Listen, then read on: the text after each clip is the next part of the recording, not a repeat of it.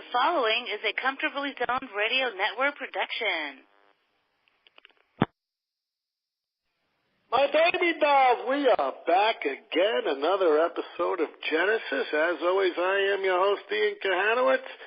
And yes, it is spring, at least in some places. And I'll tell you, we got a great show for you today. We got Dan Levitt, who's up in Minnesota. We got the coming of his soft-covered book, In Pursuit of Pennants, the baseball operations from Deadball to Moneyball, and him and Armour. They did a great job of documenting, winners in the office. This is a great baseball book about seeing how the inner office is run, why teams were successful, and how each era of baseball, since the Deadball era, literally worked to shape teams. I mean, you go back in time, it's a lot different how players and owners got the players and shaped the team because they had the reserve clause. And we're going to get into what the reserve clause was and how free agency changed it. And, he goes into all these great teams. I still think, everyone always tells me about Casey Stengel's 5, World Series in a row, 1949 to 1953. I've had Sol Gittleman on the show, who covered Rashi, Lopat, and Allie Reynolds in his book. But I think, and we're going to touch on it probably next show, because like I told Dan beforehand, we're not going to be able to get through this show because it's just so vast, so important, and a lot of learning to be done. I told Sol, I said, Professor Gittleman, the 36 through 39 Yankees had to have been the greatest dynasty ever. We're going to go into that eventually. We're going to see about how the things were run, why the Yankees were the powerhouse. We're going to talk about John McGraw. We're going to talk about old-time baseball today. But first, I break for station identification. You are listening to the Comfortably Zoned Radio Network with the Zigzag Man himself, Ralph Tycho, and Ralph got a lot of good shows coming. And we got John D'Aquisto. He was a former major leaguer. He has his own show now. We got Mark Littell, letting Mark Weiss, and they do Mark and Mark in the midday. And, of course, if you don't know who Mark Littell was, and I always praise him, I speak to him almost every day, I said, Mark, I was 6 years old when you served up that home run to Chris Chambliss, and we get a kick out of it. Of course, I was 6 years old watching it on a black and white TV somewhere in Brooklyn, New York, on an October night. My father woke me up, and I don't know. It's like a miracle. I speak to all these famous people all the time, and I'm having a great time on the network. We got Peter Golenbach on the network. We're Golenbach's University. We got Hal Bach. Guy's been in sports for over 55 years. He does vintage sports. We got Nancy Finley. I love Nancy. I speak to Nancy once a week, the self-proclaimed niece of Charlie O. Now, again, she's the second cousin because her father, Carl, worked with Charlie in the office. But nevertheless, we get the inside scoop of those swinging A's during the 60s and 70s, and I love the first-hand knowledge that Nancy brings. She's such a sweetheart. Some of her work's been criticized by those in and out of the Oakland, circles, saying that, it might be true, but, they grumble. And, again, Charlie O was a downright SOB. But it's always good to get what the inside folks saw, and, you can't buck first-hand news. That's what I have to say. But today, we're talking about In Pursuit of Pennants and Dan Levitt. Now, let me tell you, Dan has written a lot of books. One of them, which we'll have a show on, is the Federal League Challenge and its legacy. He wrote also The Bulldog Who Built the Yankees' First Dynasty, The Battle That Forged Modern Baseball. Again, we're talking about Federal League, which is one of my favorite topics. And about 2003, him and Armour, they did Paths of Glory, how great baseball teams got that way. It took them 12 years, but they finally published this one, and now it's coming out. Now it's coming out in paperback. Welcome to the show, Dan. 12 years, and the amount of research that you two do. Now, Mark doesn't live in Minnesota. Mark's on the West Coast, I think. He's in Oregon, yep. Yeah, he's in Oregon. How the heck did you write this wonderful book? Just sending emails to one another? That's pretty much it.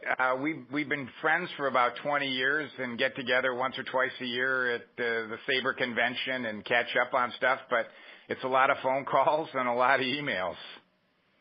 Now, I know you guys had some projects, it says so in the blurb, but you always maintain shaping the book and, doodling and editing. Why was this project so important to you and Mark? Well, both of us have always been interested in team building. The first book we did together, which you mentioned, Paths to Glory, was a look at team building. And in the 12 years since that came out, we had just thought additionally about it, looked at other teams, looked at it systematically, why some things worked, why some things didn't, the whole evolution of front offices that has been going on. And, since that book came out, and more importantly, I think, for the larger audience, since Moneyball came out in 2003, it's just created a much larger focus on the whole team building aspect of front offices in baseball, and people are much more cognizant of it, talking about it, and we just felt we had interesting things to add on it. And I think that, this idea that Moneyball was this new idea, and of course the idea of applying stats to baseball was a new idea, but the idea that teams have always been looking for ways to get ahead, innovative things, strategic advantages, however you want to term it, that's been going on since the beginning of baseball. And we just felt that there was a story there of how teams that did get ahead would look to get ahead, and how some that didn't sort of fell off by the wayside. Now, we're going to go through different eras of your book and, in baseball's history. If you could point to one thing, what each of these eras had in common to build a good baseball team, in your research, what did the research show you? Well, I think to look for one thing is tough. I think it was, taking advantage of something interesting in the context of the times and trying to figure out within the rules that existed and within the player pool that one had access to, what could you do? So, I'll just use Branch Rickey in the 1920s, for example. At the time, teams mostly bought players from the high minors. That's how teams got their players. There was no farm system as we think of it today. And Rickey sort of had this idea that, I can get players, if I can create some sort of a farm system, get a ownership piece, I can create a funnel, and I don't have to compete with the Yankees to buy players from the top minor leagues. I can figure out another way to get them in. And so I think it's sort of thinking about ways of where your talent pool is coming from. I think Rickey, again, in the 1940s, in the sense of with the courage and, bringing in Jackie Robinson and all the stuff that he went through. And obviously that's a great story. But just from the narrow team building side of it, it was the idea of trying to figure out where you could find players that other teams weren't using. And if you look at the National League in the 1950s, the teams that were integrated first, the Braves, the Giants, the Dodgers, obviously, they, in the 50s, other than 50 and 60, they won every pennant in those middle years. And you can sort of go on like that. Teams sort of were always thinking about ways to find talent that other teams weren't, whether it was Pat Gillick in the early 1980s and his expansion into the Dominican Republic, and with his friend and, great all-time scout Epi Guerrero starting really the first Dominican Academy. So I think it's really thinking about unique ways to build a talent pool that other people really hadn't thought of before. Now, you even wrote in the book, you said, look, yeah, Branch Rickey was a genius for what he did. But if you were to ask him, he patented himself after Barney Dreyfuss. Let's talk about Barney. Well, Barney Dreyfuss was the owner of the Pittsburgh Pirates, and before that, the Louisville Colonels, before they call it merging. These owners would own two teams and then kind of merge the best players onto one team. And Dreyfuss was really one of the first owners to think about systematically how to find players. He created relationships in cities all over the country. He kept a notebook of what players were getting written up in little local presses. The key is before World War I, there was no such thing really as a general manager. teams were built either by the owner, and again, when I say the owner, a lot of these teams were owned by a whole lot of people, and there was one person designated as the principal owner or the manager. And so someone like Barney Dreyfuss, who could pick up and how to find players, would really get an advantage over the science of finding players at the time was really in its infancy. There was no systematic way to find players. It was, talk to people and look at newspaper articles and try and build relationships. And Dreyfuss was really one of the first to sort of build that network and go out and find players that he could create a championship team with. And the Pirates from 1901 to 1903 were just a phenomenal team. And when you're talking about that era of baseball, we're talking around the 1870s and then the 1880s. Yeah, like 5 different leagues over here. What was going on there? How could you get the talent channeled into one league, like just a national league? Well, the National League created, the interesting thing about the National League is that it really created sort of what we consider the modern sports league. Before that, you had this National Association, which isn't really a league the way we think of it today. There was a team in Keokuk, Iowa. It cost $10 to put a team in the league.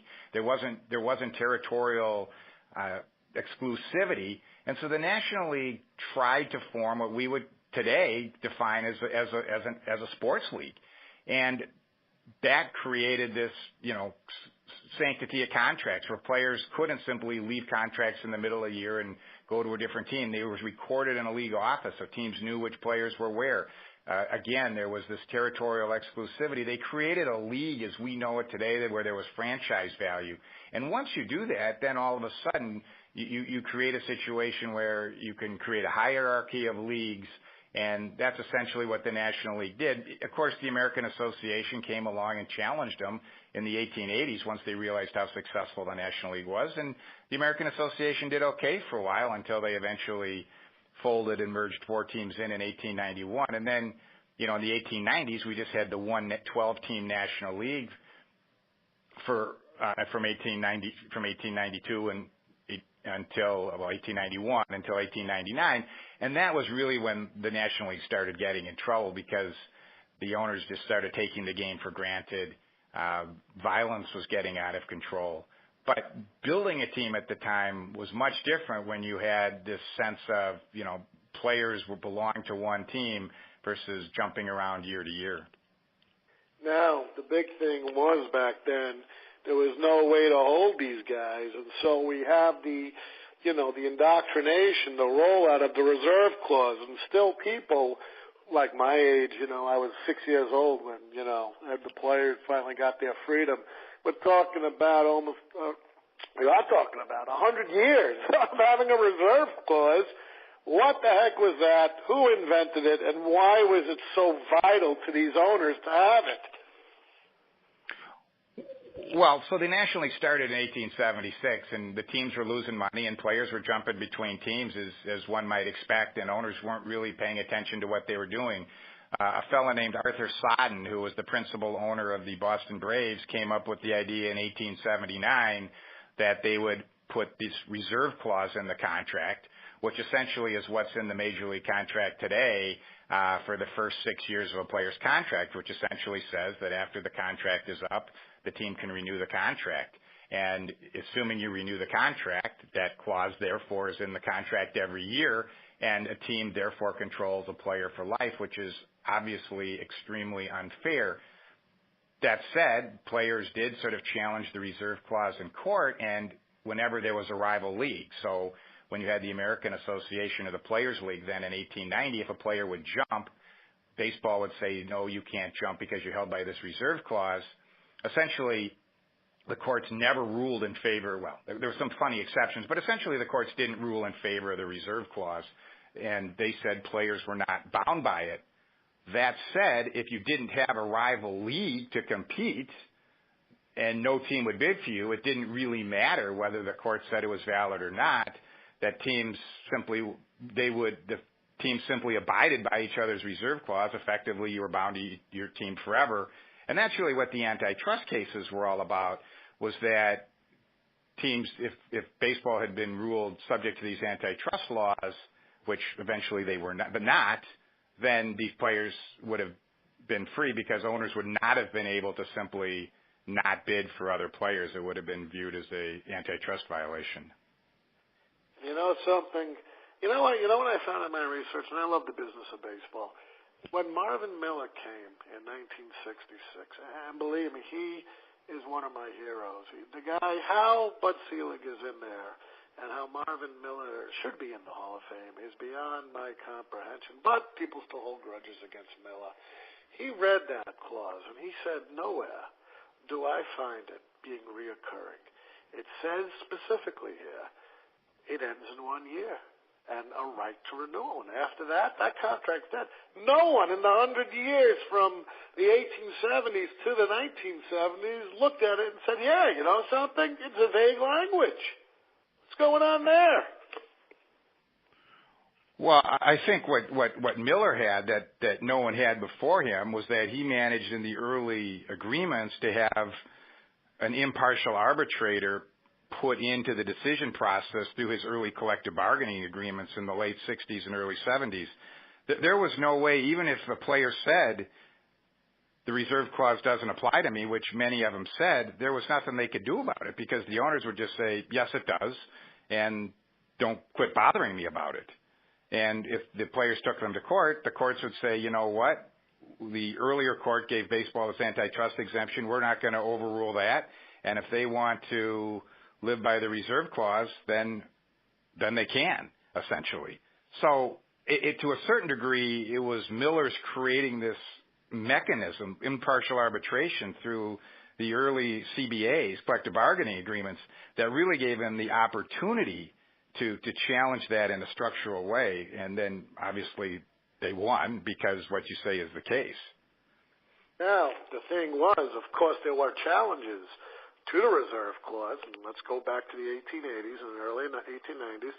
We got John Montgomery Ward. Now, the thing with this is that we know that the National League took these players to, it was an outlaw league, they as we know.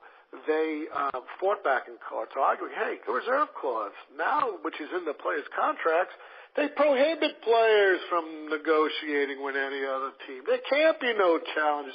And they lost all these challenges in court, the National League did. But more so, how important was the brotherhood of professional players?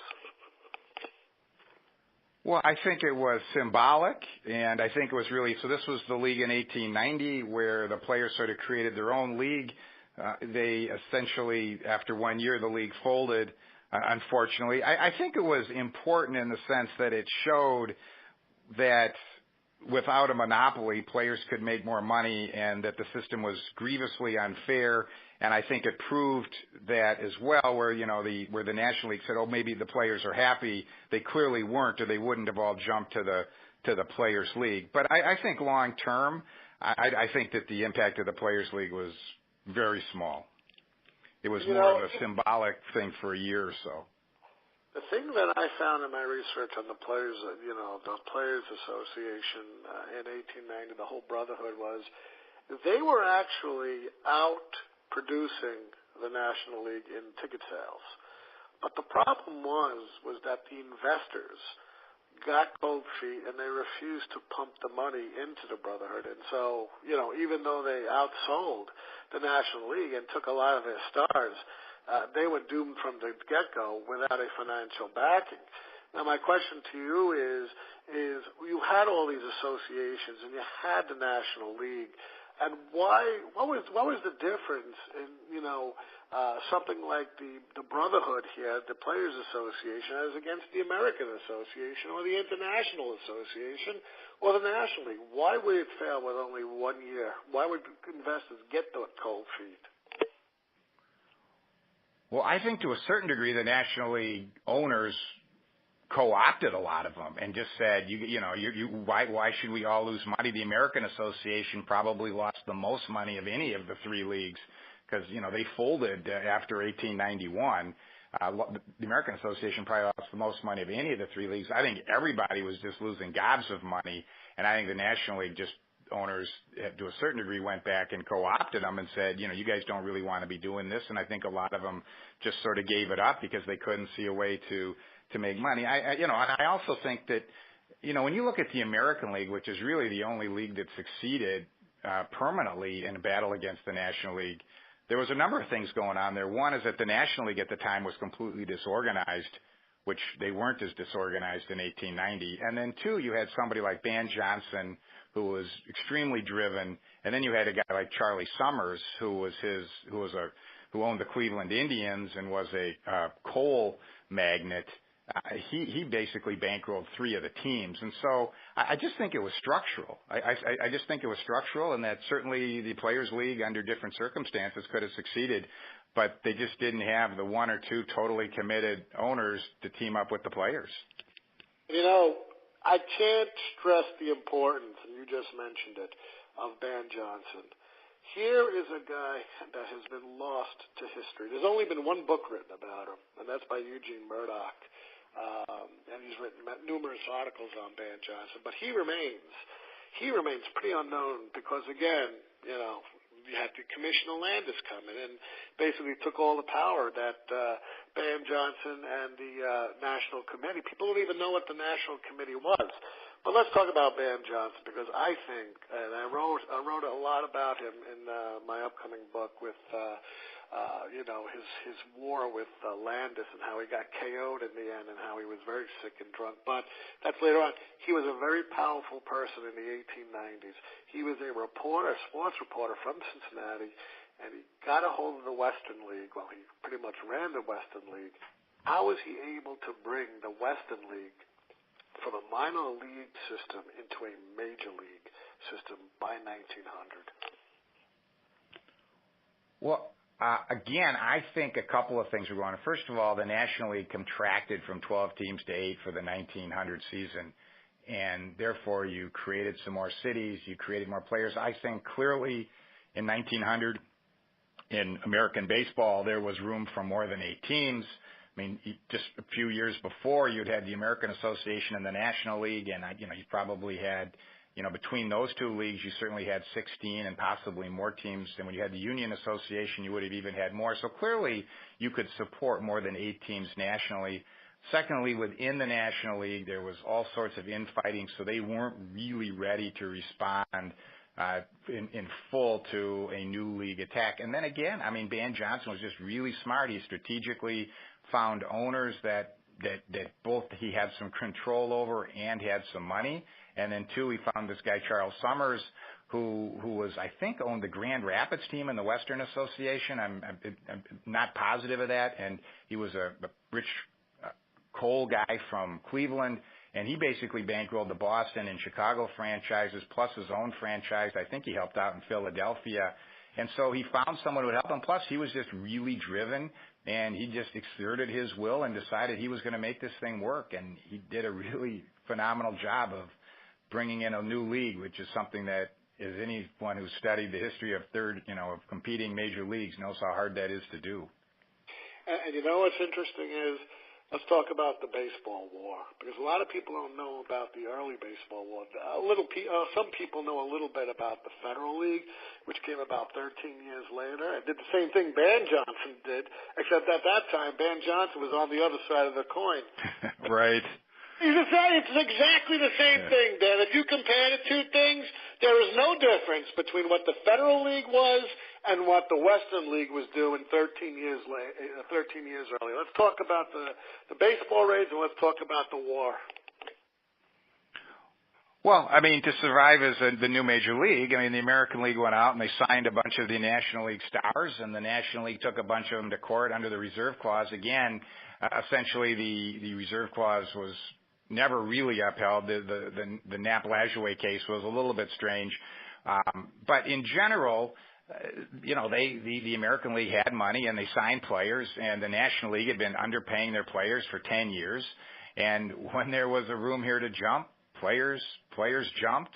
And, that's one of the reasons too that the Pirates were so good, is they were one of the teams that had very few players jump to the new league. And as you mentioned on the Players League, the American League also, I think, and you probably have this, outdrew the National League in 1901, didn't they? I'm pretty sure they outdrew them at the gates. They did. The American League was outdrawing the National League big time because everyone was jumping. Right. Van Johnson didn't abide by the reserve clause in those years, especially. Right. Something. It really befuddles me. We talk about 120 years later how this man who was so successful in starting a war against the monopoly of the National League would come to an agreement to keep the reserve clause and forsake all those players for his own power, especially on the National Committee. It just befuddles me. He didn't abide by it. He was paying players, and so what you're having here is you're going back to salaries going up because now the National League got to expend more money to keep these players from going to Band's league. Oh, absolutely. And, when Band was head of the Western League, they certainly had a reserve clause in the league. I think Band ignored the reserve clause when he needed to get players. He was no different than anybody else trying to fight a battle. You sort of do what's expedient when you need to, and then when you win, you go back to the way it always was, right? So I don't think he was different than anybody else that way, what anybody else would have done. And you got to go get your players, and he and his owners went out and basically signed whoever they could. And again, the players were happy to jump, especially given the fact that they had been so chronically underpaid in the National League, when the National League was this one-team monopoly that sort of did whatever they wanted. The other interesting thing about Ban Johnson, which I think is interesting, is that Ban Johnson really wanted to clean up baseball. Baseball in the 1890s was really a violent sport. It had one umpire in almost all games. Players would cheat. They'd grab belts when people went around the bases. If the umpire wasn't looking, they'd cut across. They'd skip bases. They'd hide baseballs in the outfield. It was. And they'd go in spikes high when they were stealing bases. They would, when they were arguing with the umpires, they would accidentally step on his feet with their spikes. It was a violent, rowdy game. And Johnson very much cleaned that up, at least in the American League. And I think that's clearly one of the reasons the American League was successful, is that he took much of the sort of hooliganism out of it that really was, I think, a huge detriment to the 1890s game. And you know something? You're absolutely right. I have a few chapters dedicated about his determination. No drinking. Women and children should be allowed. It should be more family-oriented. And this is the stuff that he brought to the American League to do it. But most of all, when he did obtain power, he was very ruthless. I think it shows when Ty Cobb, the whole Ty Cobb incident, which really brought in the Federal League later on, how the Detroit Tigers refused to play, and he just popped in there and said, "What are you guys doing?" It's like, what's going on here? And I think that he wielded his power, and he made a lot of enemies. Now, I'm not going to even get into that thing, but what I'm going to we'll talk about is he had a couple of powerful allies in the beginning. Number one was John McGraw from the Baltimore Orioles, who were one of the best teams ever on record, and you had Charles Comiskey, and they helped Dan Johnson. Let's talk about them. Well, John McGraw was probably the biggest personality in baseball from about 1900 until, well, even partially during the 90s, with other big personalities, until Babe Ruth came on the scene. He had been sort of the key performer of the Baltimore Orioles in the 1890s. He was a third baseman, and he was sort of one of the leaders of this rowdy, violent game. But the Orioles won. From 1894 to 1896, they won 3 straight pennants, and then that team kind of merged with the Dodgers, and the Dodgers won the pennant in 1900, although McGraw wasn't on them. So when the National League contracted the Baltimore Orioles essentially as one of the 4 teams they dropped, Ban Johnson realized that John McGraw was a huge celebrity in Baltimore, which he was. McGraw was one of the biggest celebrities in Baltimore, even though he was still less than, he was still less than 30 years old at the time. And so he found some local Baltimore folks to be the owner, a group of sort of rich guys. But again, we aren't talking Vanderbilts and Rockefellers here. Typically, baseball teams were owned by guys like Comiskey, who had some partners and maybe had played baseball and accumulated a little bit of wealth. And so anyway, he let John McGraw be the manager of that team as a way to create a draw in Baltimore for that team in 1901. As you know, it didn't work out. In retrospect, there was really no way that John McGraw, who was rowdy and a fighter and was always getting in fights with the umps, was going to coexist with a guy like Ban Johnson, who was trying to tone that down. But at least for a year, they had a lot of excitement in Baltimore. He was 5 feet 7 inches and he weighed 155 pounds. And when you looked at McGraw, fear wasn't something that was going to come to your mind when you saw that. But he was the mouth that roared. He grew up, he played baseball whereby people players running around the base, he would grab their belt, stick his leg out, throw dirt in their face, whatever it was. We know he owned casinos. We know that he was a gambler. We know that he was pretty much, I think, a womanizer, a drinker, hard living guy. And here we come, Ban Johnson. They had the rift.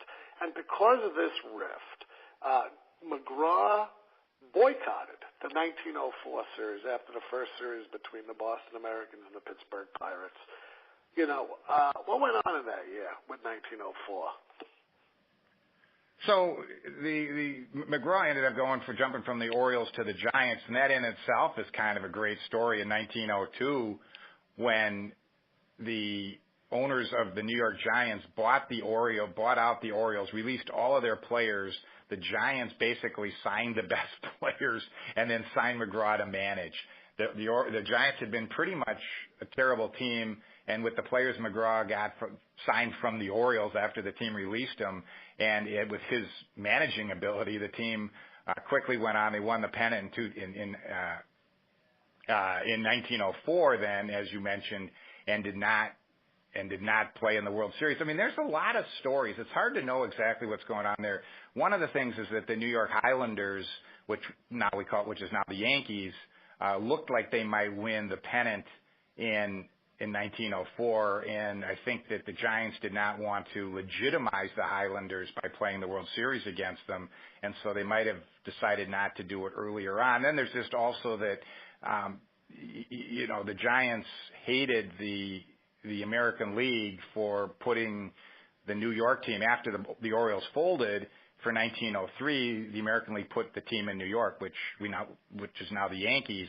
And the Giants hated that invasion of their space. They hated the American League. So even if it hadn't been the Highlanders they would have played, they certainly may not have done it. But there was a tremendous resentment by owner John Brush against the American League. And remember, just a year and a half earlier, they had this brutal knockdown battle where, in effect, the Giants were trying to destroy one of the American League's franchises and effectively destroy the American League. And so it's hard to overestimate or underestimate the bitterness between the two sides. And during this time, you got two teams that stick out. Right before, the coming of the Federal League, you got the Chicago Cubs dynasty, which, was fantastic. Frank Chance, probably one of the best managers of the time. And, of course, you got Connie Mack, coming up, and, of course, McGraw as well.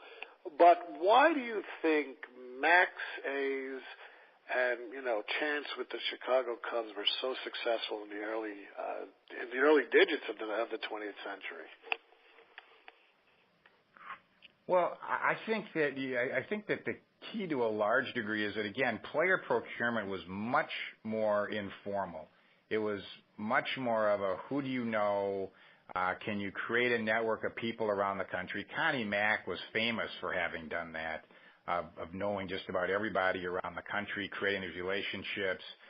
Connie Mack also, with the A's, liked to look for college guys, and a lot of managers didn't want college players. They thought they, did too much thinking on their own at the time. The managers wanted to think for you. So, so a guy like Eddie Collins for the A's. So there was very much this sense of, where are you going to find your players? And I think, too, it was just much more of a haphazard process. I mean, we think today of how well organized all of this stuff is, and these teams were not that well organized. They didn't have general managers. They didn't have what we think of today as a front office. They probably had a business manager who was in charge of, booking hotels and making sure they had enough bats and balls.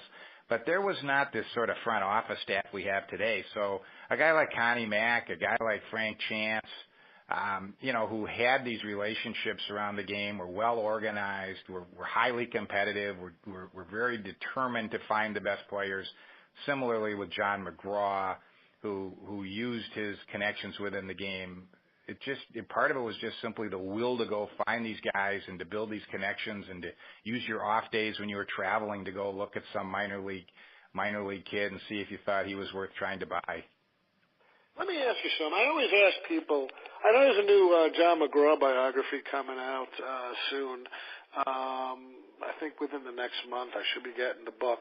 But let me ask you this. I always ask anyone who has dove into the dead ball era and the transformation to the live ball era. Now, we know the Giants went to the World Series in 21, 22, and 23. They won in 21, and they won in 22, and they lost to the Yankees in 23. Do you think that McGraw ever got out of the old mentality of using dead ball tactics as opposed to what was now, which he hated Ruth, and he hated this new type of ball? Do you think that's one of the reasons why the Giants did have a slight demise in the 1920s? There's a lot of things going into John McGraw in the late 1920s. I don't necessarily think that. I think clearly he liked the dead ball game better, right? The 1911 team set the all-time record for stolen bases, the modern record. He liked that style. That's what he learned. But I think McGraw adapted. He had, he had Mel Ott. Right? He wasn't shy. He wasn't pushing back if he could go find home run hitters. I think he was looking for guys who could hit. He had Rogers Hornsby for a year, and I think it was more the owner Stoneham that wanted to trade Hornsby than it was McGraw. So I don't really think that's it as much as I think to a certain degree by the mid-20s and later, McGraw was a big investor in the Florida land boom of the mid-20s. He lost a lot of money. He had a lot of friends lose money that he actually sort of made up for them. People who lost money who invested at his say-so, he gave money to. I think that was a huge emotional drain. He was sick in those years. There was a tremendous amount of infighting at the Yankee board level between him and owner Charles Stoneham and Frank McQuaid, the sort of the third owner. I just think a lot of the focus was just dragged away from him. But the other thing I think I'd say is that they were not losing pennants by much. They were, losing pennants on the last day by a game or two. So it wasn't like the Yankees were finishing fifth, or the Giants were finishing fifth. These were good teams. He found Carl Hubble. He was putting together, and, he retired in the middle of 32, and then the team won the pennant in the World Series under Bill Terry in 1933. So he left that cupboard pretty full. So I think more of it was just simply the emotional baggage, and he was missing a lot of games because he was sick. He'd have sort of stand-in managers for him a lot of the time. So I think it was more of the larger picture stuff than the way he was trying to put together a baseball team. When he did retire, because he had to retire in 1932. If you look at the paper, and I forget if it's the New York Times or the New York Post, that's the day. And I think you've seen Pride of the Yankees with Gary Cooper. I think. Yeah, it's been a while. Yeah, but do you remember when he promises the sick little boy in there that he'll hit 2 home runs for him? And Babe said, "I'll hit a home run." Garrick says, "I'll hit 2." Well, actually, Garrick had 4 that day. And the paper, the headlines was McGraw resigns, right, from the Giants, and he just had a little blurb about Garrick's 4 home runs. That's how big McGraw was in New York. He was I don't even think any other manager besides Connie Mack had that kind of leverage, that kind of chutzpah that McGraw did. And if you want to really be technical about it, who did McGraw teach? Stengel. Who did Stengel teach? Martin.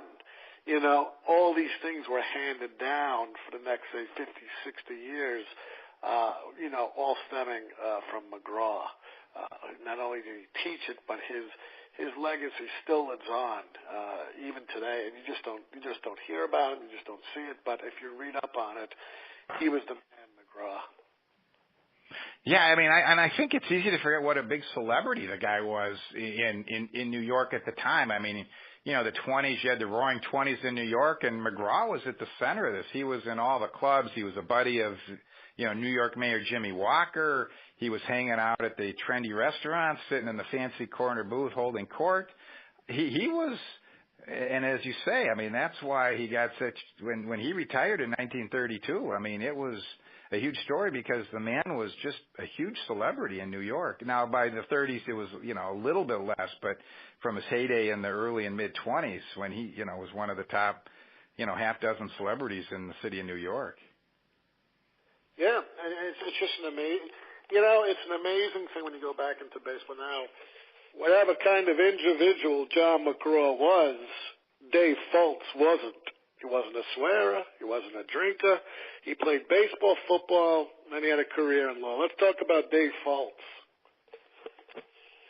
Well, it's interesting in that, you know, Dave Fultz was really the first guy, well, I shouldn't say the first, John Montgomery Ward, obviously, in the 1880s and 1890, but Fultz was sort of he was no longer a player, and he tried to put together a players' union, and he was very much helped by the Federal League when you had competition for player services, and the fact that this Federal League existed, the organized baseball, when I say organized baseball, I mean the National League, the American League, and the minor leagues that were sort of all under the same umbrella, was willing to sort of play ball with the union as a way to fight back against the Federal League. And in fact, it actually looked, during that Federal League battle in 1914 and 1915, like there was a legitimate union in place. And I think that, you know, once the Federal League collapsed, basically baseball had zero interest in working with the union anymore. And I think that what Marvin Miller proved later is that it takes a long time and a lot of hard work to build sort of the willingness to understand the hardships of collective bargaining. And I just don't think the players were ready, were ready in 1916 or 1917 to go through that. Plus, the federal laws were much different then, and it would have been much harder to collective bargain at the time than it was in the 60s when there had been passage of a number of federal labor laws. The other thing I'd add is that, you know, Fultz was very much concerned about the plight of the minor leaguers, and when you think of how badly the major leaguers were treated, the minor leaguers were treated even worse. You know, released if they were injured. A lot of times, I mean, it was a very hand-to-mouth existence for some of these minor league owners, and they were not treating the players particularly well. And I think to a certain degree that made it harder for him because he was trying to have a union for everybody, major leaguers and minor leaguers. And so to try and get major league players to sort of stand up for minor league work rules was a very hard thing to push. So I think he made some strategic errors. Even if he hadn't, I don't know that you would have actually had a players union that survived the Federal League, just given all the headwinds against it. Well, you know, let me ask this. I still think the reserve clause and all of its attributes still apply to the minor leagues. Sure. Yeah, I don't think, because when Miller had the chance in the late 70s, you know, he met with the president of the minor league baseball. He wasn't willing to do that, nor for the umpires as well. He was just, this is the Major League Baseball Players Union, and that's it, and everything else went by the wayside, especially for the umpires, because in 1999 they all gave Bud Selig their resignation, saying, hey, we don't have to deal with this, and he was going to fire all the umpires and bring in the minor league umpires. And so all of them lobbied for their cause back, and a couple of them were thrown out because they didn't comply with Bud Selig. But again, the umpires and the minor leagues have been doing an injustice for years, whereas Marvin Miller succeeded in an era where unions were just taking a hit. The strike of 81 is a prime example where you had the Screen Guild people going out on strike, and you had the airliners going on strike. At the same time, baseball went out on strike, and they both lost. And yet baseball won in their strike because the union held together in an era. Marvin Miller is such an incredible story, but I think he should have, looked back at faults and included the minor leagues as well. Something that, again, he fought for many issues. A couple of them slipped through the cracks, and I think that's one thing with Miller. That and then the pension plan for the 1980 collective bargaining agreement, which was a heated debate with Ray Grebe. He left all the players out who played before 1980, who did not have certain criteria out of that, and they were not grandfathered in. And a lot of them got stipends later on by Bud Selig. But that's another issue at another time. So what happened with what is the Federal League, and where was Fultz's place in the Federal League? Well, I mean, the interesting thing about Fultz is that he kept this in January of 1914. So the Federal League was a small regional minor league in 1913. It played in some of the bigger cities like Chicago and Cincinnati, but they were in just little tiny parks, and it was just sort of a outlaw league, if you will, in that it wasn't part of organized baseball, but no one really paid much attention to it. And for the 1914 season, they decided to go and compete as a major league and sign players the same way the American League did. And the first big splash they made was when they signed Joe Tinker. Once that happened in December, the major leagues, organized baseball, was much more willing to sort of start talking to Fultz, who had been trying to sort of put this union together. And in January of 1914, they actually had something called the Cincinnati Agreement, where the union and the players and the owners, actually had this agreement. There was about 14 basic points of sort of general stuff that we would all think is pretty reasonable today. And so Fultz, that's really the first agreement between the players and the owners that sort of ever really occurred. Again, once the Federal League died, the owners kind of said, we're not really too interested in renewing this agreement. We don't really want a union, and we don't believe that the players are going to stand up for the union. We're just going to ignore you. And in fact, the players eventually, in the spring of 1917, when Fultz tried to keep his union together, the owners just said, guys, come on in and sign, or you're going to get blacklisted. People just came in and signed. You have to understand that the power at the time of this blacklist, which you could have before antitrust laws sort of prevented that, or other laws prevented it. Basically baseball could, if you're a ball player, could just take your livelihood away, the same way as like when the guys jumped to the Mexican League in 46. That's an incredibly powerful weapon, tool, whatever you want to call it. If you're a baseball player and that's your livelihood, and someone says, if you go on strike, you're going to be blacklisted from baseball forever, you're going to probably show up to play, especially if you don't really feel like your union is all that strong. And I just go back to Miller. The union started. He came there in '66. Obviously, there had been a union a little bit longer, but they didn't strike until '72. So he really had 6 years of work, talking to the people, explaining to the players the importance of collective bargaining agreement. The players were already extremely unhappy with the way they were treated, but just sort of to understand how hard it is to push back when the press and the fans are all against you. That's just really, really hard. And I think that Miller did a really good job of just sort of getting the players to understand what the process was going to be like. And so when it was that hard, they weren't sort of shocked by it. And even with 72, I'll break for a second for 72, in a new book, and even in his memoirs, the new book is Marvin Miller, Baseball Revolutionary by Richard Burke. I don't know if you read it or not. Mm-hmm. But he said, great. It's a great book, and I use it for a lot of my resources when I'm, when I was writing things on Miller. But the thing is that Miller didn't want to strike. He had a speech all prepared. Right. He was not ready. He didn't think the players, even at 6 years, would be tough enough to withstand a strike in 72. But the players, he was shocked, the players, that they wanted to do this.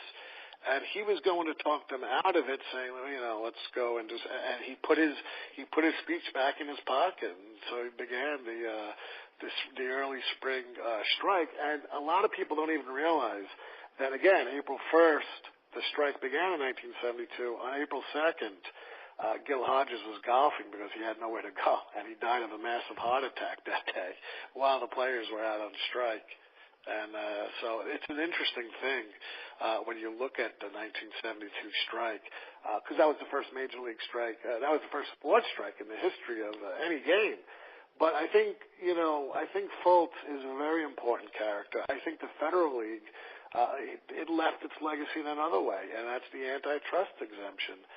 They sued Major League Baseball. It went to Landis's court years earlier, and in Landis would have ruled for the Federal League, and he just put it on hold, and he was so grateful that the Federal League just died. He didn't have to make a ruling on it, because all of his stuff was to bust trusts.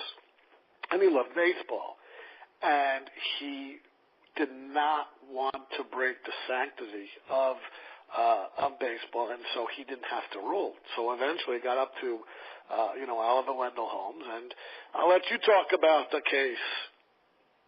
Yeah, so it was essentially, that's good. It was essentially two different cases. So between 1914 and 1915, which were the 2 years of the Federal League, the Federal League brought suit in Landis's court against organized baseball that they were violating antitrust laws, because the antitrust laws in 1914 had just been strengthened by the Clayton antitrust provision. So they felt, and they also felt that Landis was the right guy, so they filed in his court in Chicago. And as you said, Landis just sat on the case and didn't rule, because I think he knew in his heart that it was violating antitrust, but he didn't want to rule that way because of his feeling towards organized baseball. So when the league folded in 1915, that case sort of went away. Part of the settlement between the leagues was that the court case would be withdrawn. So then it was really the Baltimore team in the Federal League. So in the Federal League, you had 8 teams, like you did in the other leagues, and 4 teams were owned by wealthy guys, and 4 teams really were owned by groups of sort of upper middle class citizens who sold stock. And particularly in Baltimore, they had lost their team in the 1890s when it contracted. They lost the team in 1902 when the John McGraw jumped and the Giants owners bought the team and sort of collapsed it. And so they felt they were a major league city. They had 2 teams recently, and they did not. They didn't want a settlement with organized baseball and get a little bit of money. They wanted Major League Baseball in Baltimore. And so they sued and said that the settlement between the leagues was invalid, and that both the owners of the Federal League who settled and, of course, more importantly, organized baseball was violating antitrust laws. And that, of course, they actually won at the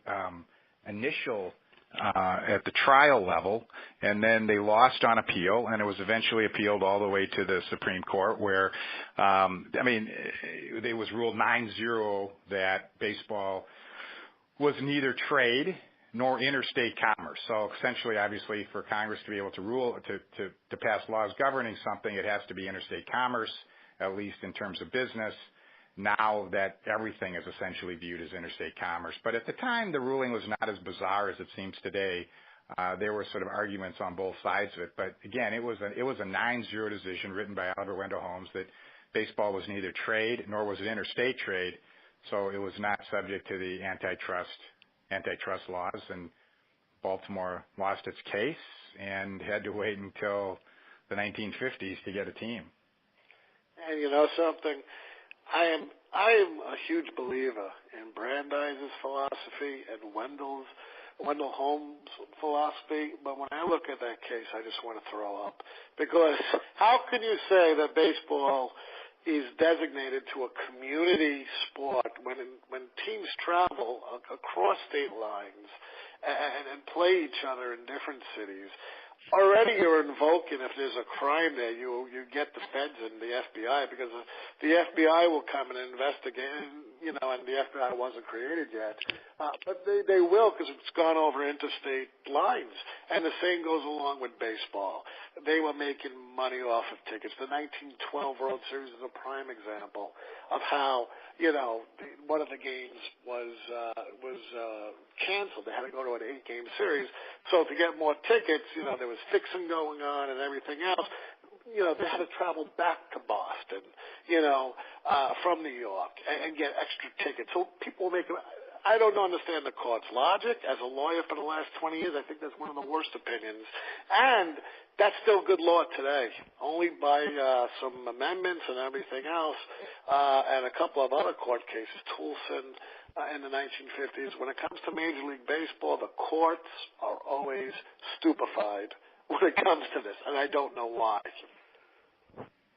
Well, once you have the collective bargaining agreement, that basically trumps the antitrust law, and so to a certain degree, it's moot as long as you have a players' union. But yeah, obviously, in the Flood case, it was upheld. I think, and you're probably closer to this than I am, but in the 1990s, there was this Curt Flood case, the Curt Flood law in Congress that removed the antitrust exemption for a whole number of things.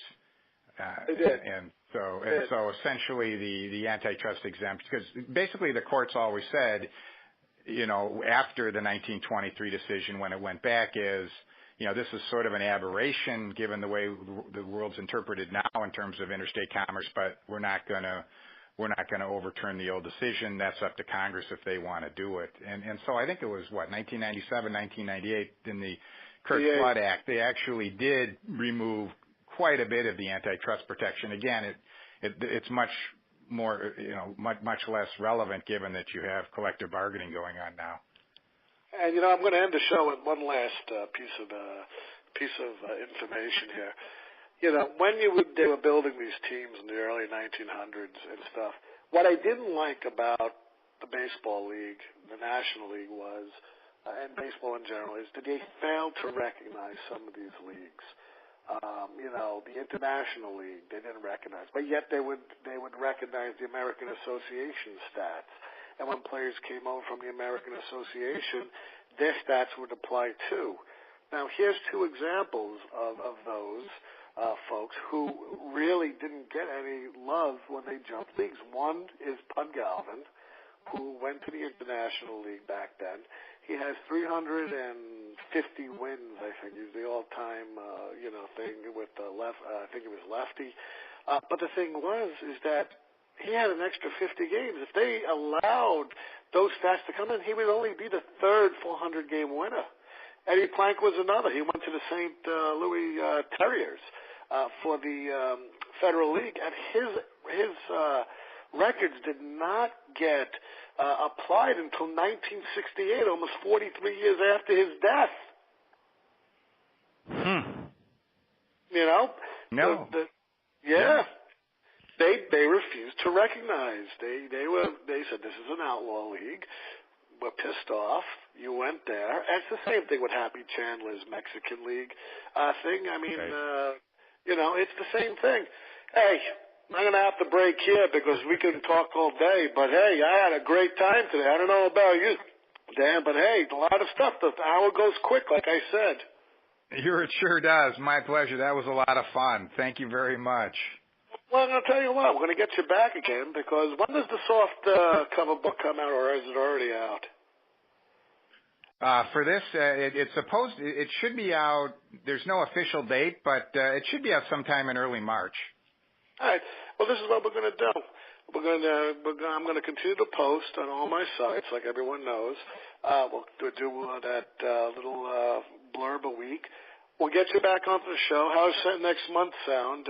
So we can continue on with the story. So, people can, get some information from the book, which hopefully they'll go out and they'll get the book because it is a great book. We can find it at Barnes & Nobles. We can find it on Amazon. We can contact you and Mark, right, if they want to buy it. Sure, that'd be great. We can contact you. Hold the line. I always end the show like this, and then I'll speak to you about a minute afterwards. All my listeners know, what goes on. Folks, I had a great time talking with Dan today. Always we get off the subject. We don't stick to what's in the book. We always do the cross-examination of what goes on around the time periods. A very interesting book, a very good show. I hope you folks enjoyed it. As always, I'm Ian Kahanowitz. Thank you, Dan Levitt, for being on the show. Thank you, Ralph Tycho, for making this all possible and letting me have my show on this wonderful network for now over a year. And as I always end my shows, in the immortal words of Edward R. Murrow, good night, folks. Good luck, and we'll see you next time.